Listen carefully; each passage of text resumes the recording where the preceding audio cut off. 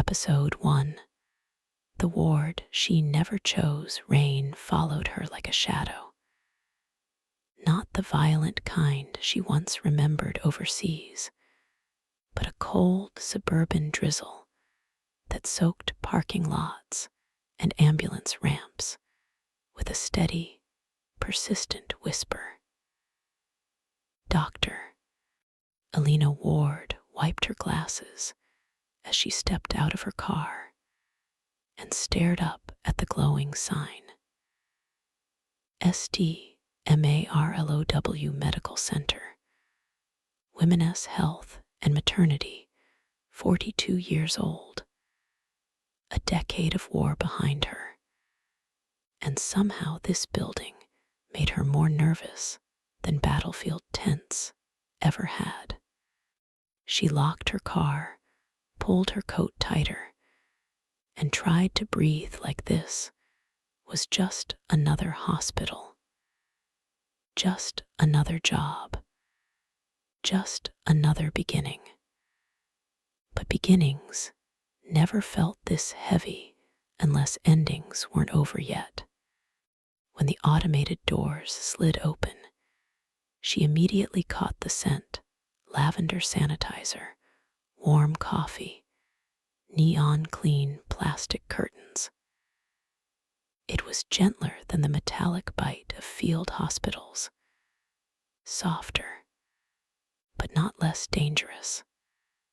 Dr. Ward, she turned.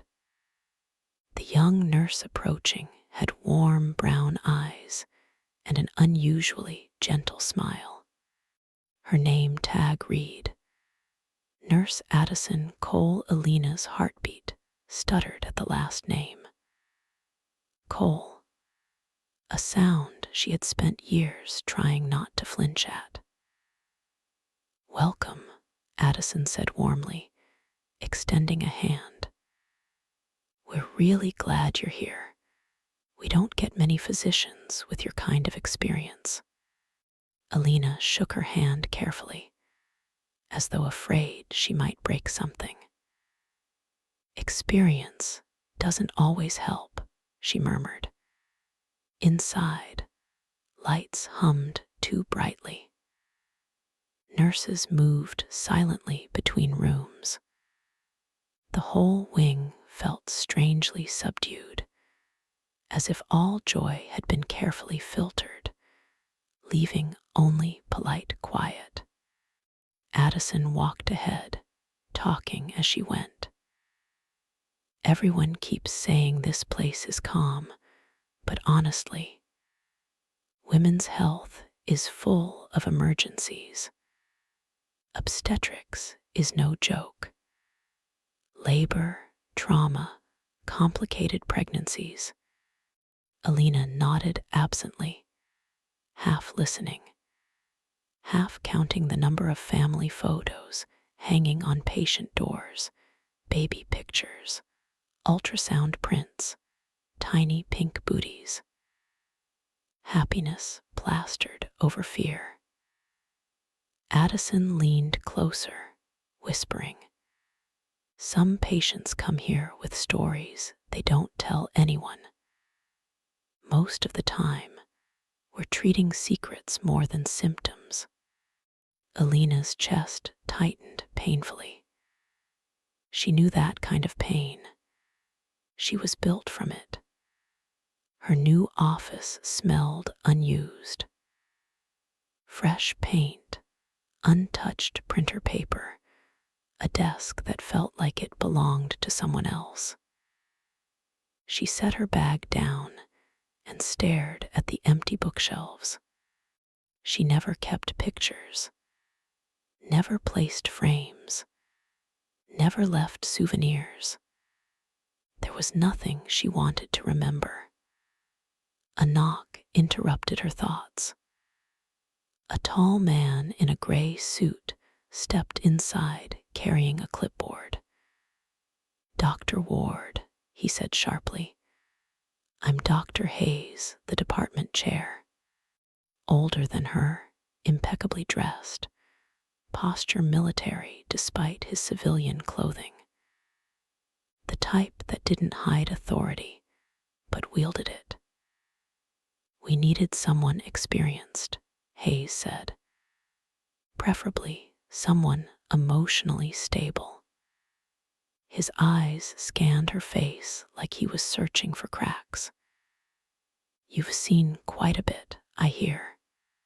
I'm prepared, she said calmly. We'll see. Hayes looked unimpressed. We had an incident 2 weeks ago. Complicated case. Tragic outcome. His voice lowered. This department has a reputation to rebuild. I trust you won't bring additional complications. He left without shaking her hand. Addison appeared again, eyes apologetic. Ignore him. He forgets doctors are human. Elena forced a tiny smile. Humanity isn't always a strength. Addison hesitated. Some of the women here need exactly that. Elena looked down at her coat sleeve, where faint scars peeked out like war stories she never wanted to tell. I'll do what I can, she whispered. Her first patient arrived at 10:14 a.m. on a stretcher, bleeding, trembling. Eyes full of something Elena recognized instantly, fear that didn't come from childbirth. 24 years old, pregnant, violent bleeding, disoriented. Elena snapped into action, calm and cold the way she used to be in combat zones. Addison, fetal heart rate, dropping slow but present. IV fluids, 2 units cross-match, ultrasound. Now. She moved quickly, efficiently, without thinking, hands that once held dying soldiers now trembling around a terrified mother-to-be. They stabilized her just in time. But afterward, Elena sat beside the bed and saw bruises across the patient's arms, fresh ones, dark and finger-shaped. Who did this? She asked gently. The woman looked away. Someone I love. Elena swallowed hard. Love was another battlefield. Later, Addison found her sitting alone in the consultation room. You all right? The nurse asked softly. Elena nodded. Just tired. Addison hesitated. We're not just treating bodies here, Elena. Women carry war inside them too. We just don't get medals for surviving. Elena stared at her, stunned by how close that landed. Some battles, Elena whispered, never end. Lunch was loud. The staff lounge was full of chatter. Someone had brought cupcakes. A radio played soft country music. It should have felt normal. But Elena sat at the far table, eating slowly, feeling the room shift around her like a strange dream. She wasn't used to normal anymore. A resident sat beside her, Dr. Layla Clark, mid-30s, sharp-eyed, hair in a perfect bun. So, Layla smirked, the legend arrives. The famous war doctor turned baby doctor. She leaned closer. People say you used to operate under gunfire. Is that true? Elena stiffened. Sometimes we didn't have a choice. Layla whistled. Well, welcome to civilian life. It's not as pretty as it looks. Elena tried to smile, but Layla's next words cut deeper than she intended. way, you don't look like someone who knows how to relax. That's going to be a problem here. Elena quietly placed her fork down. Relax. She had forgotten what that word meant. That evening, walking to her car, she noticed a small folded paper under the windshield wiper. She froze, breath caught, pulse racing. A soldier's memory flashed in her mind, the last note Adrian ever left. She forced herself to breathe and unfolded the paper. Inside was a single typed sentence. Some women can't escape their past. Neither can you. Her blood ran cold. There was no signature, no explanation, only a message written in the kind of font used in military reports. Elena looked around the parking lot, empty, quiet, too dark. Then she whispered to no one, or maybe to herself, "Who knows I'm here?" Episode 2. Elena enters the real challenge of her new department. Elena's first official morning as a gynecologist began unexpectedly quietly, almost suspiciously so. Hospitals rarely respected silence, and women's health wards almost never did. Babies arrived when they pleased. Emergencies didn't wait for polite scheduling, and fear didn't knock before entering. But the entire floor felt strangely still as she walked down the hall, a clipboard in one hand and coffee in the other. Nurse Addison caught up to her. Dr. Ward, I'm sorry, but there's someone waiting for you in room 6. She insisted on you specifically." Elena blinked. "She knows me." Addison hesitated. "Not exactly, but she asked for the military doctor, and she looks scared." That was all Elena needed to hear. She placed her coffee on the counter, washed her hands, and entered room 6 quietly. Inside sat a woman maybe in her 20s, knees tucked up to her chest, hands trembling against her hospital gown. The girl looked fragile in a way Elena recognized instantly, not physically fragile, but emotionally cornered. Her voice shook. "You're Dr. Ward." "Yes," Elena said gently. "And you're safe here. Tell me what's going on." The girl swallowed hard. "My partner doesn't know I'm here." An alarm bell rang quietly inside Elena's head. "Okay," Elena said softly. "You don't need anyone's permission to receive medical care." The girl stared down at her hands. He said if I ever tried to hide something from him." Elena stopped her gently. "No one here is going to judge you. I just need to understand what you're afraid of." Silence. Long silence. Finally, the girl whispered, "I'm pregnant, and I don't know if I want to keep it."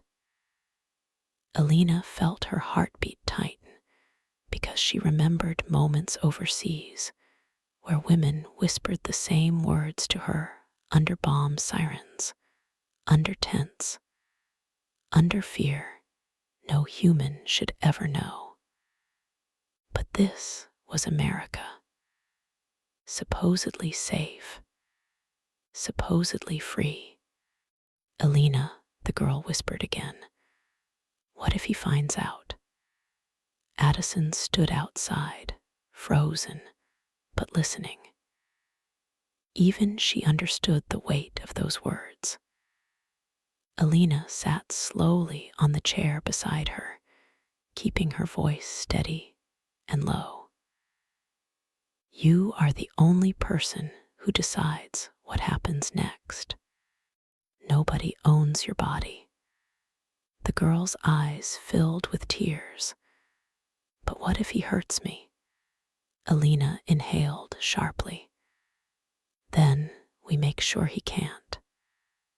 The girl broke silent tears, shoulders shaking. Something inside Elena softened and stiffened at the same time, a combination of empathy and anger. Anger she recognized from combat zones, when injustice walked straight into the surgical tent and dared her to do nothing. What's your name? Elena asked gently. Mara, she whispered. Mara, Elena said. Whatever you choose, I'm here. And this hospital is legally obligated to protect you. Mara nodded painfully, but she still looked like someone waiting to be hunted.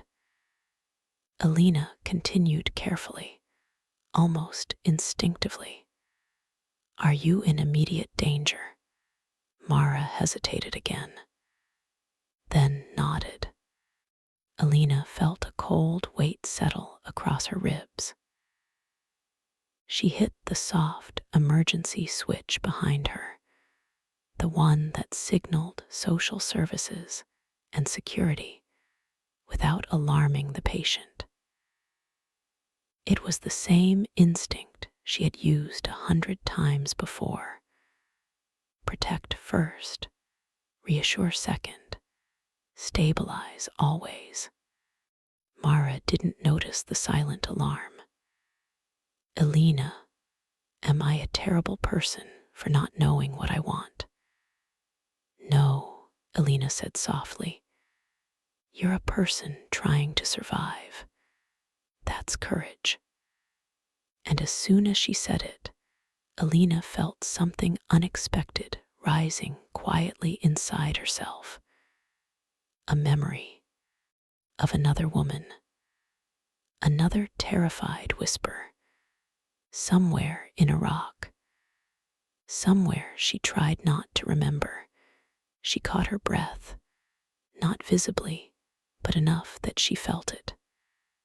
Mara looked up, eyes swollen. Are you okay? Elena forced herself steady. Yes, I'm okay. I'm right here with you. But the truth was, Elena hadn't been okay in a very long time. Gynecology Series, Episode 3, Things We Don't Talk About. The hallway lights flickered again. Not dramatically, just enough to irritate Elena's already anxious mind. Hospitals had a habit of hiding fear behind fluorescent comfort, and tonight sent. Marlowe felt like a quiet battlefield, not loud, not violent, just waiting. She pulled her lab coat together tightly as she walked toward the night shift wing. She reminded herself she wasn't in uniform anymore. No helmet, no Kevlar, no M4 strapped to her back. Just a stethoscope, a name badge, and a heart that had somehow survived things most humans never witnessed. The pregnant teenager at room 214. A sobbing voice leaked through the door. Young, terrified, Elena knocked softly. May I come in? A faint voice answered. Please don't turn on the lights. Elena entered anyway, slowly keeping the lights dim. A girl maybe 19, curled into herself on the bed, hands over her stomach. Elena approached gently. "My name is Dr. Ward. I'm here to help you." The girl shook her head. "No one can help me." Elena sat at the edge of the bed. "I've heard that sentence in war zones and in maternity rooms. Trust me, I don't scare easily." The girl sobbed harder. "My boyfriend, he said, if I ever tell anyone this baby isn't his." Elena felt her stomach drop. She knew exactly where that sentence was going. Violence didn't always involve bullets. Sometimes it cried quietly inside maternity rooms. Trauma doesn't disappear. Elena placed a gentle hand on her shoulder. "Your baby is safe now. You're safe now. I'm here. No one will hurt you." The girl whispered into the pillow, "You don't know him." Elena leaned closer. "I know fear, believe me." The girl looked up, eyes swollen, terrified. "Have you ever had something inside you that you can't talk about?" Elena froze. Her throat tightened. "Every day," she answered. That was the truth. Addison interrupts suddenly. The door opened slightly. Addison Cole peeked in. "Dr. Ward, emergency consult. Dr. Kemper requested you personally." Elena frowned. Kemper wasn't exactly friendly since Elena arrived. Why her? Elena squeezed the girl's hand gently. "I'll come back in 10 minutes, I promise." She stood, walked into the hallway, and immediately felt Addison watching her carefully. "That girl, she's not safe," Addison whispered. Elena nodded quietly. "No, but she will be." Addison hesitated. "Some women are hurt by the people they love. You probably know that." Elena forced a swallow. "Yes, more than you think." The operating room request. Operating room lights glowed surgical white as Dr. Kemper stood in the center like a conductor too proud to acknowledge the orchestra. "Elena, good. We need experienced hands," he ordered without greeting. "Case, placental abruption, 32 weeks. Mother's bleeding out. We need decision guidance." Elena examined vitals. Heart rate unstable. Fetal distress climbing. She breathed deeply. "We operate now." Kemper raised an eyebrow. "Confident." Elena replied coldly. "Confident keeps people alive." He didn't like her answer, but he obeyed it. Trauma teamwork moments blurred into surgical urgency. Scalpels, suction, monitor alarms, blood loss calculations. Elena worked with precision that came straight from battlefield medicine. When the incision was made, when the bleeding worsened, when panic hit the room, Elena's voice cut through chaos. "Focus. We're not losing her." Addison whispered from across the table. "You sound like you've done this under gunfire." Elena didn't smile. "I have.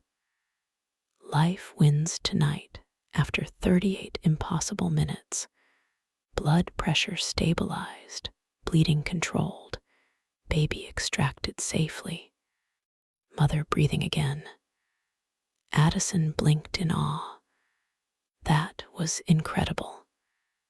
Elena only whispered, "She fought.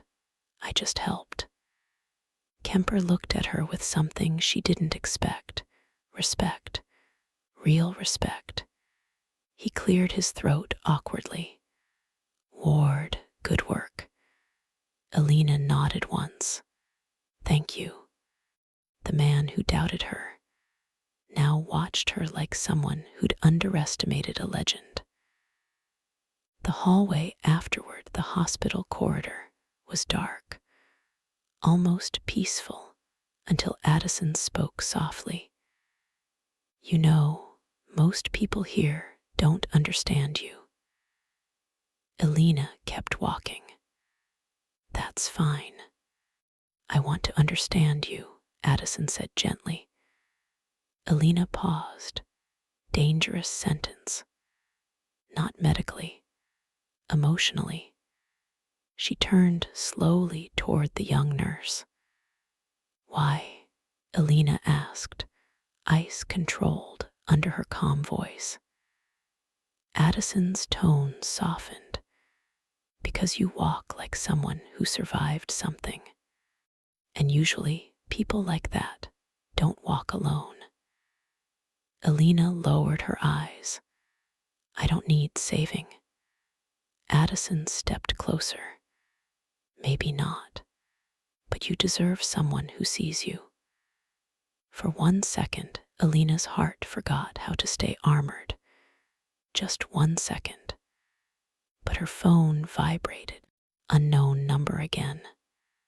Message. "You can't fix what broke you." Another message followed. "Stop trying to save everybody." Then a third. "Some wounds never close." Elena's breath disappeared.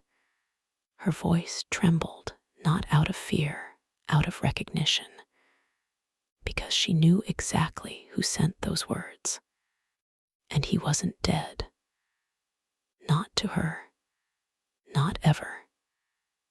Episode for the night. They all heard something. Cinematic Gynecology series. Dr. Elena Ward.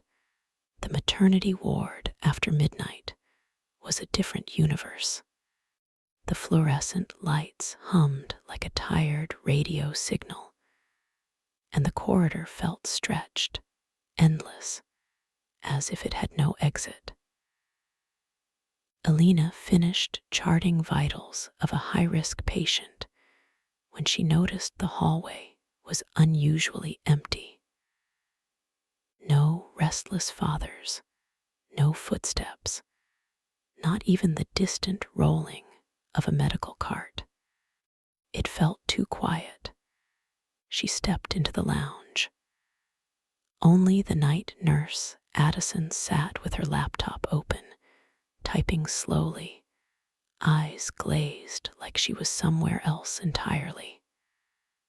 "Long night," Elena whispered. Addison blinked as if waking from a dream. "I didn't hear you come in." Elena raised a brow. "You okay?" "Yes," Addison answered too quickly. Then, after a pause, "Actually, no." She lowered her voice. "Can I tell you something off record?" Elena nodded gently and sat beside her. Addison swallowed hard.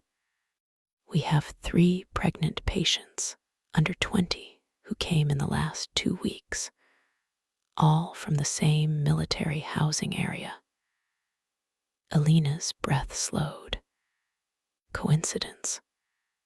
"I don't know," Addison said, "but all 3 refuse internal exams.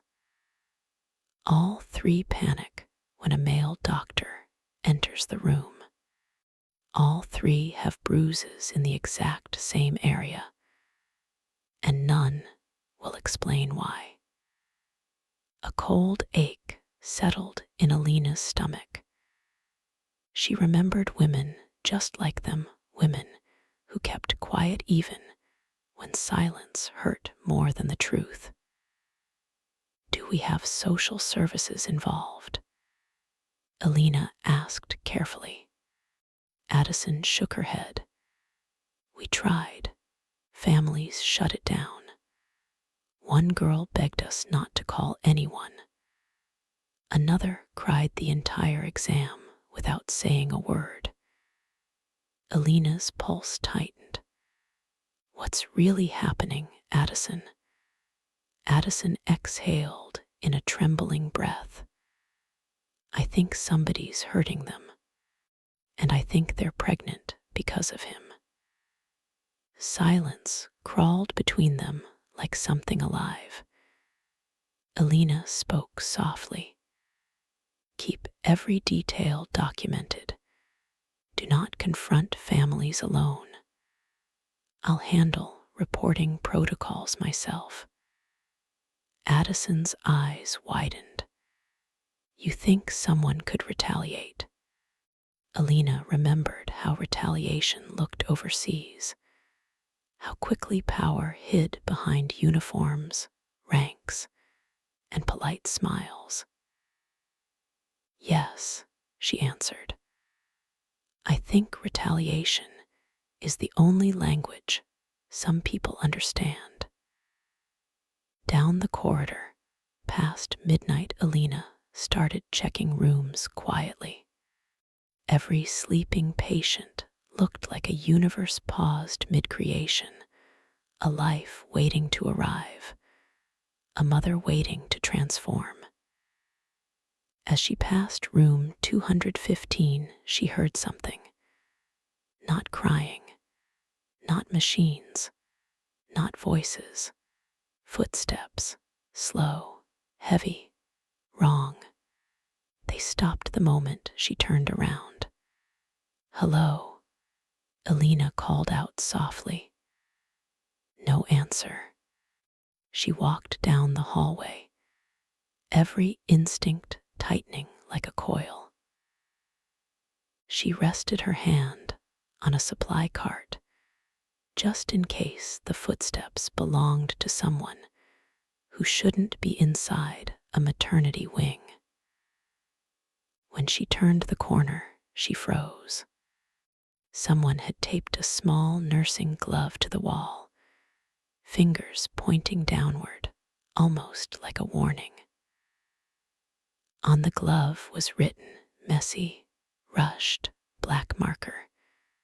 We see you. Dr. Elena snatched it off the wall, heart pounding.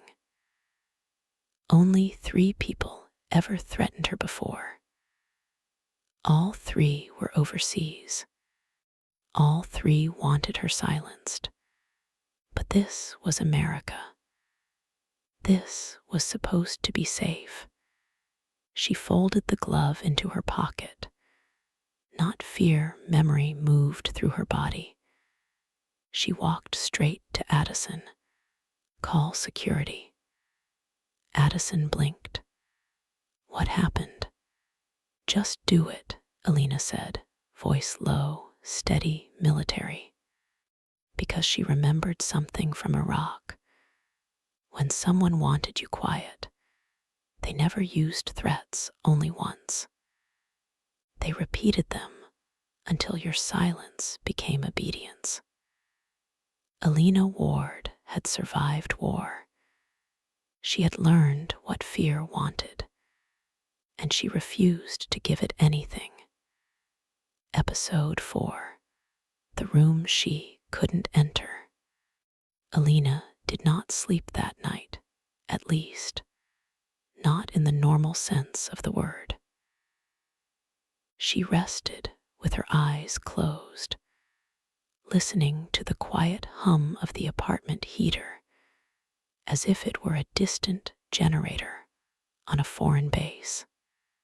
The shadows on her bedroom wall seemed too familiar, too alive, shifting whenever her heartbeat remembered something she was not ready to face. Every time she drifted toward dream, she saw the girl again, The very young patient from yesterday, terrified, whispering about a pregnancy she didn't want, a boyfriend she feared, and a mother who insisted she keep appearances. Elena had sworn she left war behind, yet trauma followed her in different uniforms. St. Marlow Medical Center at morning looked deceptively peaceful, neutral colors, quiet hallways, softly spoken greetings from staff who didn't know how to ask what everyone was thinking. Why does Dr. Ward always look like she's preparing for something? Something worse than labor pains. Addison noticed the fatigue first. "You didn't sleep," she said quietly, handing Elena coffee. "Just thinking." "That's what people say when what they're really doing is remembering," Addison murmured. Elena looked up sharply. Addison immediately regretted the comment. "Sorry, I didn't mean." "No, it's all right," Elena interrupted softly. "Some memories don't leave. You just learn how to negotiate with them." Negotiate. A word that didn't exist for soldiers on deployment. But here, it meant survival. At 10:06, a nurse rushed toward Elena, panic in her voice. "Dr. Ward, room 212, is requesting an emergency consult. It's the teenage girl. She's bleeding." Elena's stomach clenched. Room 212. The girl whose boyfriend's father controlled everything. The same case, Addison said, felt wrong. Elena grabbed gloves and hurried down the hallway, every step echoing louder, sharper, like the sound of boots against concrete. She entered the room and froze momentarily. The girl was trembling in bed, clutching at the sheets, face pale. "My mom's on the way," she whispered. "Don't tell him, please." Her eyes were wide, not with pain, but terror. "Tell who?" Elena asked softly. The girl shook her head violently, as if terrified the walls could hear her. Elena kept her voice gentle but firm. "You're safe here. No one in this hospital can make decisions for your body except you and me."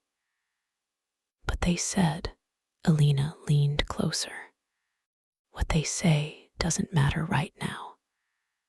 Only what you need." The girl's breathing slowed only slightly, but enough to know she heard the truth in Elena's voice. An ultrasound confirmed the bleeding was not fatal. Stress-induced, likely related to external pressure and elevated cortisol, not unexpected in situations of emotional distress. Addison gently handed Elena the chart. "Should we alert social services?" Addison whispered. Elena stared at the trembling girl. "Yes," Elena said quietly, "but carefully. We don't know how big this situation is." Addison nodded, eyes filled with something Elena recognized. Fear mixed with empathy. The combination that made good nurses irreplaceable. 2 hours later, a man stormed into the waiting hall, angry, demanding, entitled. Security had to intervene. Elena stayed behind the glass partition, observing from a distance. His tone wasn't protective. It was ownership disguised as concern. Her stomach turned. She'd seen men like him overseas, different language, same posture, same suspicion that women were property instead of people. Finally, hospital administration escorted him out. For now. But his glare, aimed straight at Elena, promised he would return. After the incident, Elena walked outside to breathe. Snow had started falling, lazy flakes drifting down like ash from a sky that no longer held storms, only memories. Her phone buzzed. Unknown number. She hesitated. Her heart tightened. Not again.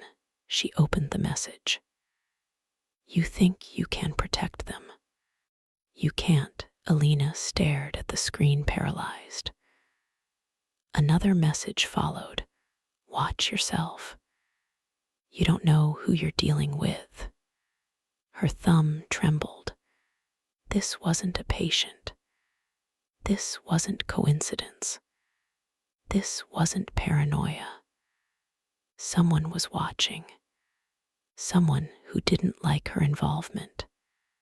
Someone who believed women should remain silent. And Elena was the last person in the world willing to let silence win. That evening, Addison knocked lightly on Elena's office door. You okay? Elena raised tired eyes. I'm fine. Addison's expression softened. You don't have to be. Elena exhaled, slow, pained. She almost said, I'm used to surviving, but something inside her changed. Something softened. Instead, she said, there are girls and women in this city living in war zones nobody sees. Not everyone has bullets, but control is its own weapon. Addison's eyes watered. You're going to save a lot of women here, she whispered. Elena shook her head gently. No, I'm going to teach them how to save themselves. For the first time since she left military service, she felt a purpose that wasn't connected to loss. A purpose connected to something else entirely. Hope. That night, Elena returned home and didn't turn on the lights. Instead, she sat in quiet darkness, tea cooling untouched beside her. Outside, wind pressed against the windows. Inside, shadows shifted in corners she once ignored. But she didn't run from them this time. She faced them, hands steady, breathing calm. Elena Ward wasn't at war anymore. But she understood something now. You don't need a battlefield to feel under attack. And women didn't need bullets to bleed. Tonight, Elena made a silent promise to the frightened teenager, to every patient who ever apologized for existing, and maybe to herself. She would not abandon another woman ever again. Not in war, not in peace, not ever.